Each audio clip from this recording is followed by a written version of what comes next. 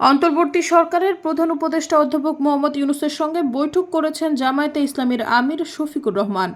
রাষ্ট্রীয় অতিথি ভবন যমুনায় আজ মঙ্গলবার এই বৈঠক অনুষ্ঠিত হয়। পরে রাজধানীর ফরেন সার্ভিস একাডেমিতে আয়োজিত এক সংবাদ ব্রিফিংয়ে এ বিষয়ে ব্রিফ করেন প্রধান উপদেষ্টার প্রেস সচিব শফিকুল আলম।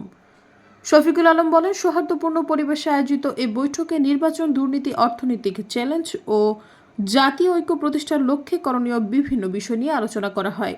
প্রধান উপদেষ্টা প্রেস সচিব বলেন, বর্ধিত সময়সীমার সঙ্গে সামঞ্জস্য রেখে 6টি সংস্কার কমিশনের মধ্যে 5টি 15 জানুয়ারির মধ্যে তাদের প্রতিবেদন জমা দেবে বলে আশা করছে সরকার।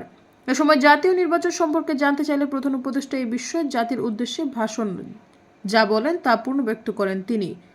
এর আগে বাংলাদেশের আগামী জাতীয় নির্বাচন সম্পূর্ণ অবাধ ও সুষ্ঠু হবে বলে ব্রিটিশ সংসদ সদস্য রূপা হককে আশ্বস্ত করেন প্রধান উপদেষ্টা অধ্যাপক মোহাম্মদ ইউনূস। গত শনিবার প্রধান উপদেষ্টা বলেন, পরবর্তী জাতীয় নির্বাচনের সম্ভাব্য দুটি সময়সীমা রয়েছে, 2025 সালের ডিসেম্বর অথবা 2026 সালের মাঝামাঝি। জনগণ কতটুকু সংস্কার চায় তার উপর নির্বাচনের তারিখ নির্ভর করছে। সৈয়দা ফারিয়া, সমযোগ।